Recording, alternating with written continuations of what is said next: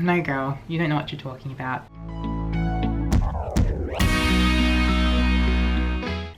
Oh my god, I can't do this anymore. Hi fam, welcome back to my channel. Today is another passing tips kind of video for MTF, male to female. I did one of these before and you guys really did enjoy it. If you guys dig these kind of videos, make sure you give it a big old thumbs up and I can share some more tips and tricks and just things that I've learned as a trans individual. Although we're saying that, this is no means trying to separate trans people from cis people. There's just some tweaks and different things that are put in place because our journeys are a little bit different.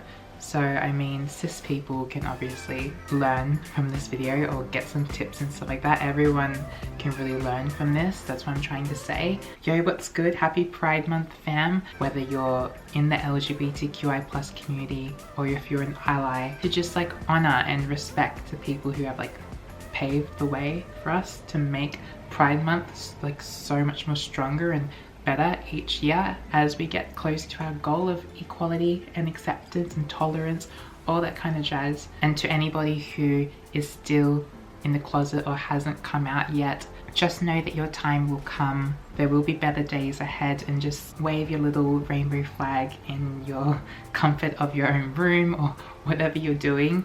Just know that there is people out there who do love you and who do respect you and who will just let you in with open arms. We shouldn't be excluding anybody in this. So yeah, I just wanted to wish you guys a happy Pride Month. I've already expressed multiple times about my feelings towards passing. It is something that's very important for most trans individuals, and sometimes it's not important, but the whole notion of passing is to a sense of just passing as the gender that you are. So for my sense, when I'm trying to pass, I want to pass as female. I want to live, I want to go outside the house and not be questioned and all that kind of jazz. And that's basically it.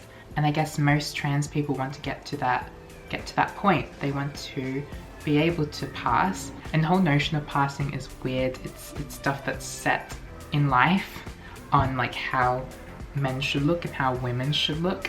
Whether it's society just pushing the femininity and all that kind of stuff for girls to be a certain way. There's parts of it where it's like, I wish I didn't really do that or want to do that, but then there's some things I'm just like, I like that.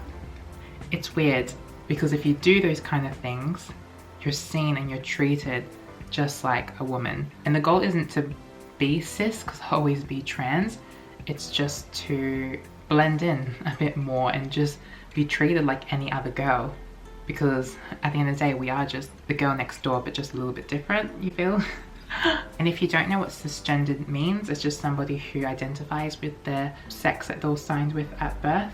And that's basically it, really. I know most of you guys already heard me say this, but I feel like I just need to go over the terms and all that kind of stuff just every single time, just so if there's new people that watch, they just understand. Like obviously I don't want to talk forever, that's why I want to split up these videos and give different tips as we go along, and it's tips that I learn too, because I'm still learning every single day. I feel like I was a little bit more luckier with my transition because I learned so much from like little situations. I've done a good handful of like photo shoots and stuff, and whenever a makeup artist would do my makeup, I would always ask them questions and just learn more about my face and what they would do to bring out the best features in my face. I've just kind of rolled with that and just kept on learning. I'm not the best with makeup, as you can tell. Just a simple kind of look can I don't know, take you a long way. I do very much enjoy like very bold and artistic makeup looks and stuff like that, but you don't really have time for that in everyday life. This is stuff that I will delve in a bit more deeper. I'm not a makeup expert, but I feel like I'm pretty good at doing makeup. One word of advice is don't watch all of these trans YouTubers who have amazing makeup and feel like that's what you need to be. If that's what you want to be, then that's fine. Like try and do those looks and stuff like that, but don't feel like that's like an emphasis on being trans, that you need to be this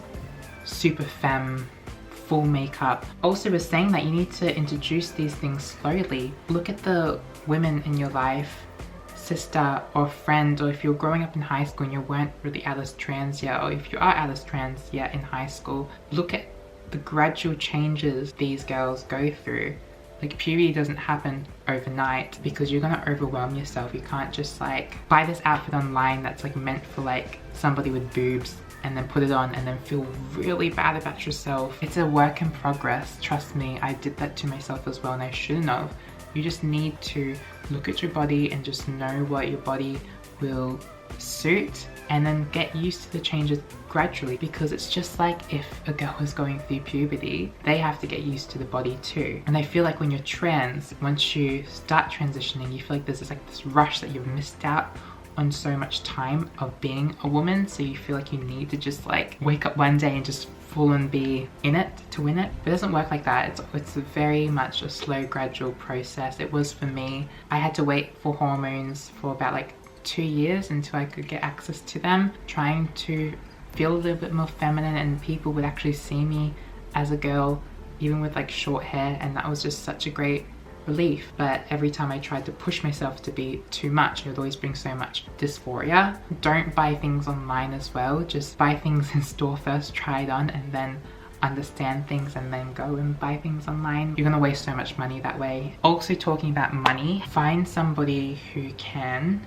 look after your hair and you trust them and you feel safe around them. Whether you ask around your friends or somebody who's a hairdresser, or you just spontaneously go to a salon, you just try some people out, just find somebody who will like understand you. I would dye my hair myself blonde, and that was just not great. I feel like my hair would be so much more longer if I didn't do that. I actually kind of regret going blonde altogether. It's just I'm over it.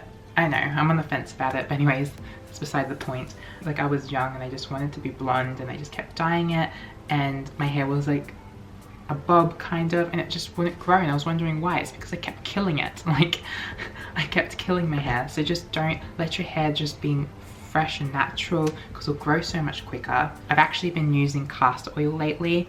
I've heard lots of people say that it's amazing. I got my eyelashes lifted. She said to get castor oil and put on my eyelashes, so I started doing that, and I've been seeing a whole big difference with my eyelashes, and I've also been doing it in my hair too. Rave about coconut oil, but didn't really do much to my hair. But if it does do stuff to your hair, then keep using it. But try castor oil, apply it to your like roots. You can get really oily, so make sure you shampoo your hair before wetting it. So just like get the shampoo, mush it in there, and then wash it out. Coconut oil just felt like it just made my hair a little bit better, but it wasn't really much of a huge difference. I know also your hormones are going to play a part in this, and just going to be feeling like you want to change your look up every single day, but just breathe and you'll get through it. Trust me. I like to straighten my hair. It's just the quickest thing that I can really do in my lifestyle, and then it can like last for the next 2 to 3 days. In my last video, I think I talked about using a GHD to straighten my hair. I know they are pretty expensive, especially if you are transitioning. Like, looking back, I couldn't really spend much on anything like beauty or fashion related because I wanted to save up for the hormones. My hair is basically the same like in the other video, if not better. Like, I feel like this straightener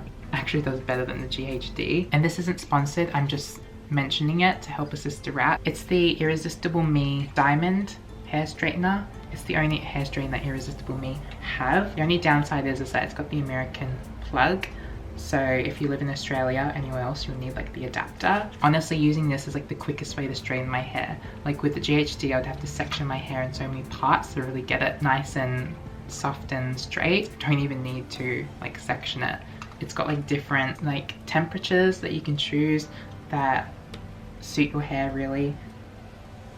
Like, it does the job better. GHDs are like 300, around that kind of mark, 300 bucks, I think. It's actually on sale, 30% off, and it's just under $100. I'll put the link down below if you are interested, because having a good straightener is important if you care about that, obviously. I had just fluffy, like damaged hair, and I didn't know what to do with it, and it wasn't a look, to be honest. It's got 30% off, it's under $100 in the description. If it isn't 30% off anymore, you can use the code GET20 off, and then you get 20% off the hair straightener. So that's all in the description below. I want to also talk about gaffes in the terms of like tucking, but I'm gonna save that for another video. So make sure you do thumbs up this video if you do want me to talk about my experience with tucking, Whew, not my favorite thing, not the most comfortable thing either. Another thing is eyebrows. So what I recently learnt from a makeup artist is that